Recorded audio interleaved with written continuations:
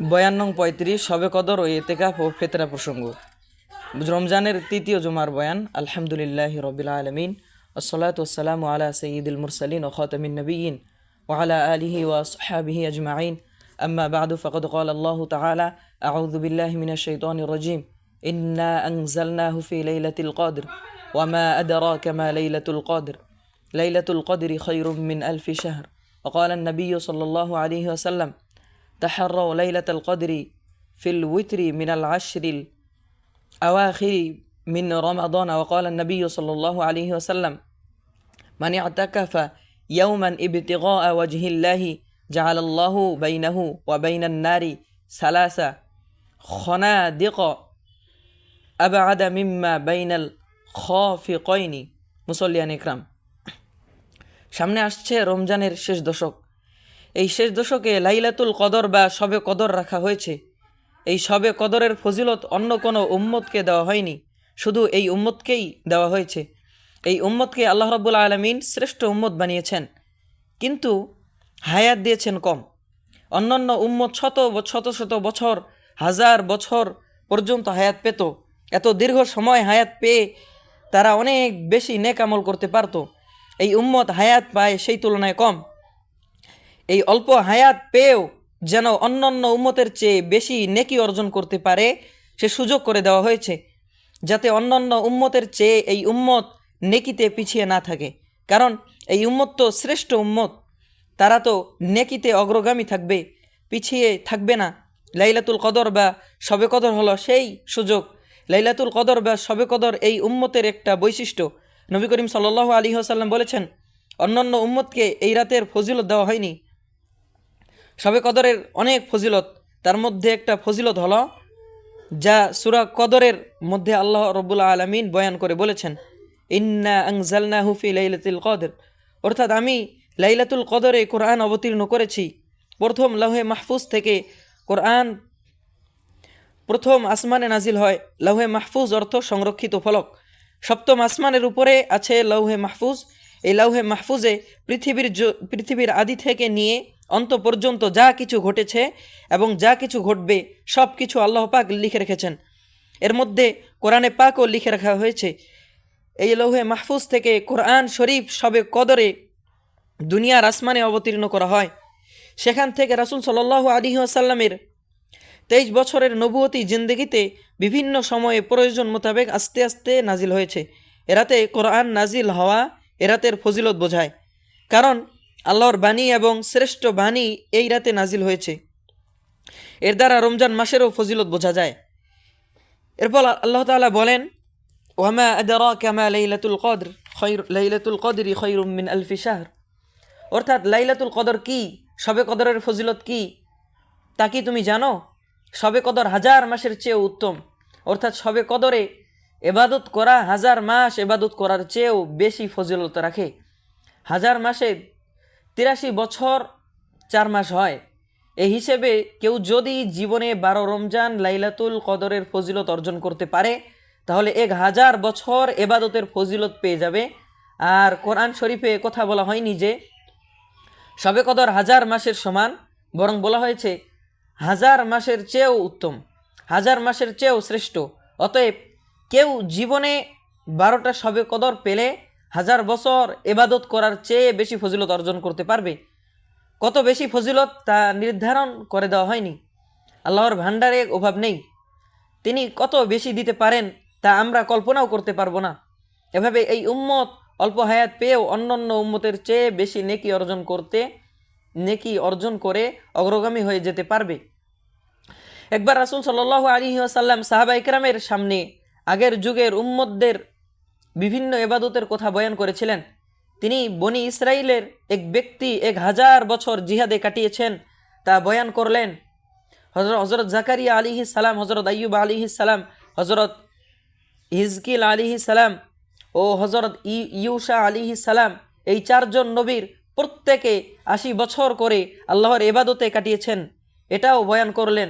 তখন সাহাবা ইকরামের মধ্যে একটা হতাশা জাগলো, তাদের মনটা একটু ছোট হয়ে গেল যে আমরা এত বছর হায়াতও পাবো না আর এত ইবাদতও করতে পারবো না, তাহলে তো অন্যান্য উম্মত অগ্রসর অগ্রসর হয়ে যাবে আর আমরা পিছিয়ে পিছিয়ে যাব, তখন এই সূরা নাজিল হলো যে ওই যে একজন মানুষ সারা জীবনে 1000 মাস জিহাদে কাটিয়েছে, আমি তোমাদের জন্য প্রতি বছরে এমন একটা রাত দান করলাম যা 1000 মাস ইবাদত করার চেয়েও বেশি ফজিলত রাখে। যাই হোক, এই আয়াতে শবে কদরের একটা ফজিলত বর্ণনা করা হয়েছে। শবে কদরের আরেকটা ফজিলত হলো, বাইহাকি শরীফের হাদিসে আছে, ইদা কানা লাইলাতুল কদরি নাজালা জিবরাইলু ফি কাবকাবাতিন মিনাল মালাইকাতি ইউসাল্লুনা আলা কুল্লি কাইমিন আও কাঈদিন ইয়াযকুরুল্লাহু আযজা ওয়া জাল্লা। অর্থাৎ শবে কদরে হযরত জিবরাইল আলাইহিস সালাম ফেরেশতাদের বিরাট বাহিনী নিয়ে অবতীর্ণ হন এবং যারা এই রাতে ইবাদত করে তাদের জন্য রহমতের দোয়া করতে থাকেন। সূরা কদরের আয়াত, তানাজ্জালুল মালাইকাতু ওয়ার রূহু ফিহা বিইذনি রাব্বিহিম মিন কুল্লি আমর।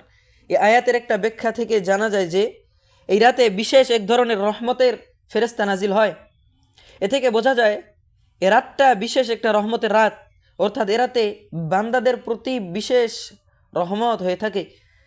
বুখারী এবং মুসলিম শরীফের হাদিসে এই রাতের আরও একটা ফজিলত বয়ান করা হয়েছে। রাসূল সাল্লাল্লাহু আলাইহি ওয়াসাল্লাম ইরশাদ করেন, মান কামা লাইলাতুল কদরি ঈমানান ওয়া ইহতিসাবান গুফিরা লাহু মা তাকদ্দামা মিন যামবি। অর্থাৎ যে ব্যক্তি শবে কদরে আল্লাহর উপরে বিশ্বাস রেখে সওয়াবের আশায় ইবাদত করে তার পূর্বের সমস্ত গুনাহ মাফ করে দেওয়া হয়। এখন প্রশ্ন হলো, কোন রাত হবে শবে কদর? কোন রাত শবে কদর? হাদিসের বর্ণনা থেকে বোঝা যায় রমজান মাসের যে কোনো রাত শবে কদর হতে পারে। তবে বুখারী শরীফের এক হাদিসে বলা হয়েছে, তাহাররাউ লাইলাতুল কদরি ফিল উইত্রি মিনাল আশরিল আওয়াখিরি মিন রমাদানা। অর্থাৎ তোমরা রমজান মাসের শেষ দশকের বেজর রাতগুলোতে শবে কদর তালাশ করো। এই হাদিসে রমজানের 21, 23, 25, 27 ও 29 এই বেজর রাতগুলোতে বিশেষভাবে শবে কদর তালাশ করতে বলা হয়েছে। আমরা শুধু 27 রাতকেই শবে কদর ধরে নিয়েছি। আমরা মনে করি শবে কদর মানেই 27 রাত, তাই শবে কদর উপলক্ষে যা কিছু ইবাদত করার তা একমাত্র ওই 27 রাতেই করি, অন্য রাতে করি না। কিন্তু হাদিসে এমন কথা বলা হয়নি, বরং হাদিসের বর্ণনা থেকে বোঝা যায় শেষ দশকের যে কোনো বেজর রাতে হতে পারে। এমনকি এক হাদিসে রমজানের প্রথম দশকের কথাও বলা হয়েছে। শাইখ মুহিউদ্দিন ইবনে আরাবি রহমতুল্লাহি আলাই রমজানের 13 এবং 18 তারিখে শবে কদর পাওয়ার কথা বলেছেন। হজরত ইমাম শাফিঈ রহমতুল্লাহি আলাই 21 রমজানের কথা বলেছেন। সব কিছু মিলালে বোঝা যায় যে শবে কদর সব বছর এক রাতে নাও হতে পারে। কোনো বছর 21 রাত, কোনো বছর 21 হলো, কোনো বছর 23 হলো, কোনো বছর 25 হলো, কোনো বছর 27 বা 29 হলো, এভাবে যে কোনো রাতে হতে পারে। তাই রমজানের সব রাতেই লাইলাতুল কদর তালাশ করা দরকার। লাইলাতুল কদর বা শবে কদর উপলক্ষে আমাদের কি কি করণীয়? কোরআন হাদিসের আলোকে এ রাতে আমাদের করণীয় হলো, 1 নম্বর করণীয় হলো লাইলাতুল কদরের ফজিলত পাওয়ার উদ্দেশ্যে কিছু নফল ইবাদত করা। যেমন পূর্বে আলোচিত এক হাদিসে বলা হয়েছে, যে ব্যক্তি কদরের রাতে বিশ্বাসের সাথে এবং সওয়াব অর্জন করার নিয়তে ইবাদত করবে তার অতীতের সব গুনাহ মাফ করে দেওয়া হবে। এই হাদিস দ্বারা একদিকে এই রাতের ফজিলতও বোঝা গেল যে এ রাতে ইবাদত করা দ্বারা অতীতের সব গুনাহ মাফ হয়ে যায়। আবার এটাও বোঝা গেল যে এ রাতের একটা করণীয় কাজ হলো ইবাদত করা। তাই এই রাতের ফজিলত পাওয়ার জন্য আমাদেরকে 1 নম্বর কাজ করতে হবে, এই রাতে কিছু নফল ইবাদত করতে হবে, কিছু নফল নামাজ পড়তে হবে, তেলাওয়াত, জিকির, আজগার ইত্যাদি করতে হবে। অনেকে খুব পেরেশান থাকেন যে কদরের নামাজের নিয়ত কি হবে, কোন কোন সূরা দিয়ে পড়তে হবে। আমরা পরিষ্কারভাবে জেনে নেই, এশার নামাজের পর থেকে নিয়ে সুবহে সাদেক পর্যন্ত যে নফল নামাজ পড়া হয় তাকে বলা হয় তাহাজ্জুদ। অতএব কদর উপলক্ষে এশার পর থেকে নিয়ে সুবহে সাদেক পর্যন্ত যত নামাজ পড়া হবে সেগুলোকে নফলও বলা যাবে, তাহাজ্জুদও বলা যাবে। তাই যদি কেউ নফলের নিয়ত করে নামাজ পড়েন তাহলেও চলবে, আবার যদি কেউ তাহাজ্জুদের নিয়ত করে পড়েন তাহলেও চলবে। কদর উপলক্ষে বিশেষ কোনো নিয়ত নেই বা অমুক অমুক সূরা দিয়ে পড়তে হবে এমনও কোনো বাধা ধরা নিয়ম নেই। কোনো কোনো বইতে লেখা আছে কদরের নামাজ অমুক অমুক সূরা দিয়ে পড়তে হয়, এটা নির্ভরযোগ্য নয়। ঘরের মা বোনদেরকে আমরা এটা জানিয়ে দেই, তারা অনেকে মনে করেন কি নামাজ পড়ব, কদরের নামাজের নিয়ত জানি না, কি কি সূরা দিয়ে পড়তে হয় তা জানি না, এজন্য তারা এরাতে ইবাদত করাই ছেড়ে দেন। তাদেরকে জানিয়ে দেই যে দুই দুই রাকাত নফল বা তাহাজ্জুদের নিয়ত করে যে কোনো সূরা দিয়ে পড়লে চলবে। নফল নামাজ দুই দুই রাকাত করে পড়া উত্তম। তাই দুই দুই রাকাত করে নফলের নিয়ত করে বা তাহাজ্জুদের নিয়ত করে পড়তে থাকতে হবে। যে কোনো সূরা দিয়ে পড়া যাবে, কোনো বাধা ধরা নিয়ম নেই। যত রাকাত ইচ্ছা পড়তে পারবেন, তবে শুধু রাকাতের সংখ্যা বাড়ানোর জন্য ছোট ছোট সূরা দিয়ে পড়া বা তাড়াহুড়া করে রুকু ও সেজদা করা ভালো নয়। বরং উত্তম হলো ধীরে সুস্থে লম্বা লম্বা কেরাত পড়া এবং লম্বা লম্বা রুকু সেজদা করে আদায় করা। এতে রাকাতের সংখ্যা কম হলেও নামাজের মান উন্নত হয়। নফল নামাজের রাকাতের সংখ্যা বাড়ানোর চেয়ে মান বাড়ানোই বেশি উত্তম। এক্ষেত্রে কোয়ান্টিটির চেয়ে কোয়ালিটির গুরুত্ব বেশি। যা হোক, কদরের রাতে আমাদের কি কি করণীয় এ প্রসঙ্গে একটা আমলের কথা বলা হলো যে এ রাতে নফল নামাজ, তেলাওয়াত, জিকির, আজগার ইত্যাদি করতে হবে। এ রাতের আরেকটা আমল হলো দোয়া করা, বিশেষভাবে মাগফিরাতের দোয়া করা, অর্থাৎ আল্লাহর কাছে ক্ষমা প্রার্থনা করা। হাদিসে এসেছে হযরত আয়েশা রাদিয়াল্লাহু তাআলা আনহা রাসূল সাল্লাল্লাহু আলাইহি ওয়াসাল্লামকে জিজ্ঞাসা করেছিলেন, আর আইতা ইন আলিমতু আইয়ু লাইলাতুল কদরি মাযা আকুলু ফিহা ক্বালা কুলি আল্লাহুম্মা ইন্নাকা আফুউন তুহিব্বুল আফওয়া ফা'ফু আন্নী। অর্থাৎ ইয়া রাসূলুল্লাহ, যদি আমি বুঝতে পারি কোন রাতে শবে কদর, তাহলে ওই রাতে আমি কি বলবো, অর্থাৎ আল্লাহর কাছে কি চাইব। রাসূল সাল্লাল্লাহু আলাইহি ওয়াসাল্লাম বললেন, তুমি বলবে, হে আল্লাহ, তুমি বড়ই ক্ষমাশীল, ক্ষমা করতে তুমি ভালোবাসো, তাই আমাকে ক্ষমা করে দাও। এভাবে এই রাতে রাসূল সাল্লাল্লাহু আলাইহি ওয়াসাল্লাম ক্ষমা চাওয়ার দোয়া শিক্ষা দিলেন, যে তুমি আল্লাহর কাছে ক্ষমা চাও, ক্ষমা পাওয়ার জন্য দোয়া করো। শবে কদর হলো বৎসরের শ্রেষ্ঠ রাত। এই শ্রেষ্ঠ রাতের জন্য রাসূল সাল্লাল্লাহু আলাইহি ওয়াসাল্লাম শ্রেষ্ঠ দোয়া শিক্ষা দিলেন। শ্রেষ্ঠ দোয়া হলো ক্ষমা চাওয়ার দোয়া, কারণ ক্ষমা পাওয়াই হচ্ছে মানুষের জীবনে সবচেয়ে বড় পাওয়া। কেউ যদি জীবনে অনেক কিছু পায় কিন্তু ক্ষমা না পায়, তাহলে তার জীবন ব্যর্থ। তাই আল্লাহর কাছে এই বিশেষ মর্যাদার রাতে ক্ষমা চেয়ে দোয়া করতে বলা হয়েছে। এই ক্ষমা চাওয়ার দোয়া রাসূল সাল্লাল্লাহু আলাইহি ওয়াসাল্লামের শেখানো ভাষায় করতে পারলেই ভালো।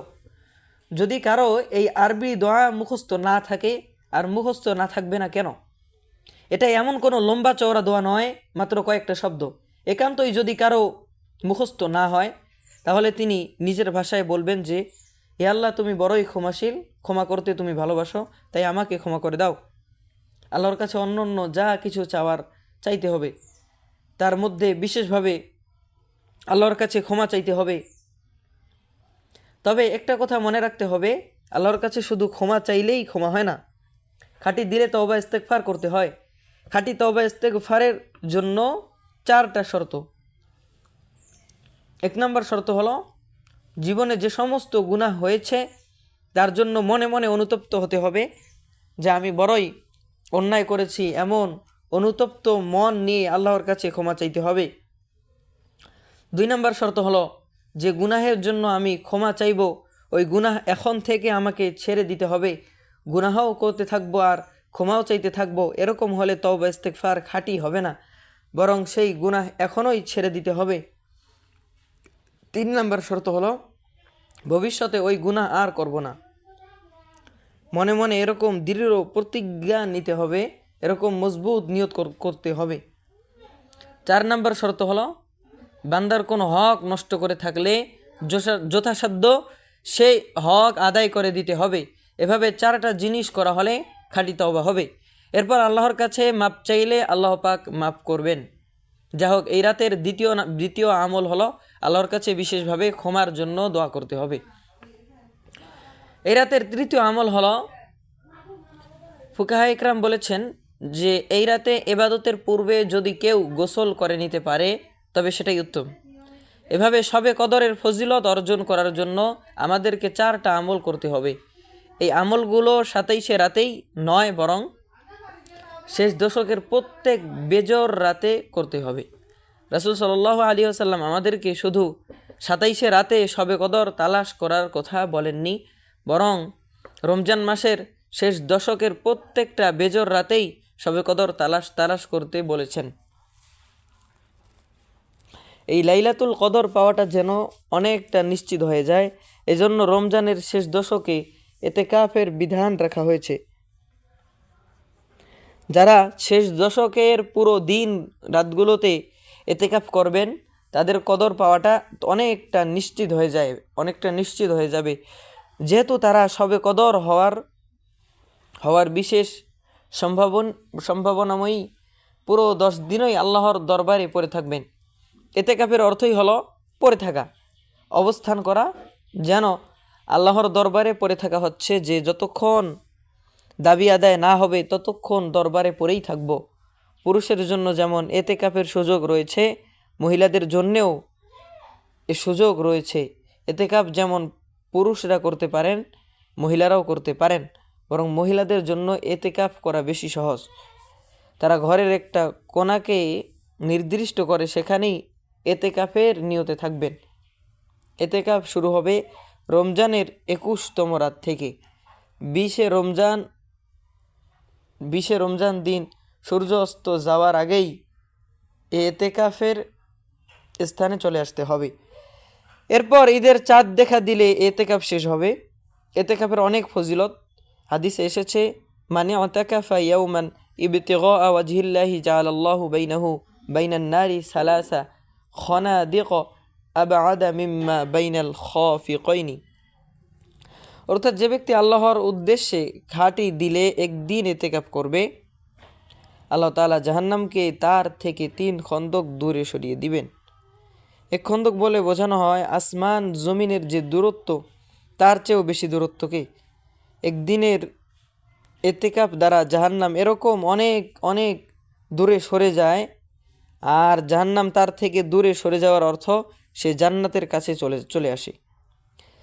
এতেকাফের ফজিলত বয়ান করে আরেক হাদিসে বলা হয়েছে, আল মুতাকিফু ওয়া ইয়াতাকিফু যুনুবা ওয়া ইয়াজরি লাহু মিনাল হাসানাতি কাআমিলিল হাসানাতি কুল্লিহা।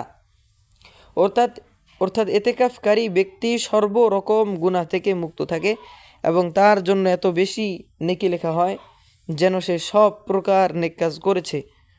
অর্থাৎ এতেকাফ করার কারণে যেসব নেক কাজ সে করতে পারবে না, যেমন জানাজায় শরীক হওয়া, রোগী সেবা করা ইত্যাদি, এগুলোর সওয়াবও সে পাবে। সার কথা হলো এতেকাফ করলে লাইলাতুল কদর পাওয়াটা অনেকটা নিশ্চিত হয়ে যায়। এতেকাফ করলে জাহান্নাম বহু দূরে সরে যায়। এতেকাফ করলে যাবতীয় পাপ থেকে মুক্ত হওয়া যায়। এতেকাফ করলে যেসব নেক কাজ সে করতে পারবে না, সেসব নেক কাজ না করেও সেগুলোর সওয়াব পেয়ে যাবে। সবশেষে আরেকটি বিষয়ের কথা জানা দরকার, যারা ফিতরা দিতে চান তাদেরকে জানতে হবে ফিতরা আসলে ওয়াজিব হয় ঈদের দিন সকালে। ঈদের দিন সুবহে সাদেক শুরু হলেই সদগায়ে ফিতর বা ফিতরা ওয়াজিব হয়। সদগায়ে ফিতর ওই দিন দেওয়াই উত্তম। তবে যদি কেউ ঈদের দিনের আগেই দিয়ে দিতে চান দিতে পারেন। মাথা পিছু 1 সের 12.5 টাক গম বা আটা কিংবা তার মূল্য দিতে হয়। বর্তমান গ্রামের হিসাবে 1 সের 12.5 টাকে 1 কেজি 662 গ্রাম হয়। বর্তমান গ্রামের হিসাবে 1 সের 12.5 টাকে 1 কেজি 662 গ্রাম হয়। এভাবে হিসাব করে দিতে হবে। সতর্কতার জন্য একটু বেশি দিয়ে দেওয়াই ভালো। সদগায়ে ফিতর নাবালেগ সন্তানদের পক্ষ থেকে দেওয়া ওয়াজিব, বালেগ সন্তানের পক্ষ থেকে দেওয়া ওয়াজিব নয়। তবে যদি 51ভুক্ত পরিবার হয় তাহলে পিতা বালেগ সন্তানের জন্য দিয়ে দিতে পাবেন, বরং দিয়ে দেওয়াই উত্তম। স্ত্রীর ফিতরা স্বামীর উপরে দেওয়া ওয়াজিব নয়, তবে দিয়ে দেওয়া উত্তম। যদি স্ত্রীর উপরে ফেতরা দেওয়া ওয়াজিব হয়ে যায় তাহলে তো স্ত্রী নিজেই তার ফেতরা দিয়ে দিবে। চাকর চাকরানির পক্ষ থেকে ফেতরা দেওয়া ওয়াজিব নয়। ফেতরা ওয়াজিব হয় ওই সব লোকদের উপরে যাদের কাছে ঈদুল ফিতরের দিন শুভে সাদেকের সময় জাকাত ওয়াজিব হওয়া পরিমাণ অর্থ সম্পদ থাকে। তবে জাকাতের নেশাবের ক্ষেত্রে ঘরের আসবাবপত্র বা ঘরের মূল্য ইত্যাদি হিসাবে ধরা হয় না। কিন্তু ফিতরার ক্ষেত্রে অত্যাবশ্যকীয় ব্যতীত অন্য অন্য আসবাবপত্র, শৌখিন দ্রব্যাদি, খালি ঘর বা ভাড়ার ঘর, যার ভাড়ার উপর জীবিকা নির্ভরশীল নয়, এসব কিছুর মূল্য হিসাবে ধরা হবে। রোজা না রাখলে বা রাখতে না পারলে তার উপরও ফেতরা দেওয়া ওয়াজিব। ফেতরা ঈদুল ফিতরের দিন ঈদের নামাজের পূর্বেই দিয়ে দেওয়া উত্তম। নামাজের পূর্বে দিতে না পারলে পরে দিলেও চলবে। ঈদের দিনের পূর্বে রমজানের মধ্যে দিয়ে দেওয়াই দুরূহ আছে। যাদেরকে জাকাত দেওয়া যায় তাদেরকে ফেতরা দেওয়া যায়। ঘরের চাকর চাকরানি যদি বাস্তবে গরিব হয় অর্থাৎ জাকাত পাওয়ার যোগ্য হয় তাহলে তাদেরকে জাকাত ফিতরা দেওয়া যায়। তবে এটা তাদের বেতনের মধ্যে হিসাব করা নয়।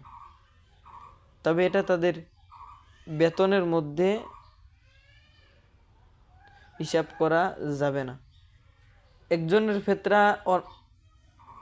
ফিতরা একজনকে দেওয়া বা একজনের ফিতরা কয়েকজনের ফিতরা একজনকে দেওয়া সব রকমই দুরূহ আছে। উত্তম হলো একজনকে এই পরিমাণ দেওয়া যার দ্বারা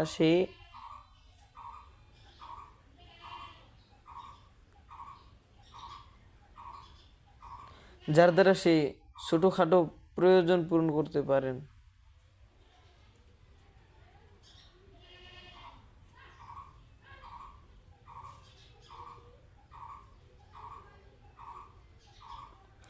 যার দ্বারা সে ছোটোখাটো প্রয়োজন পূরণ করতে পারে বা পরিবার পরিজনকে নিয়ে 2-3 বেলা খেতে পারে।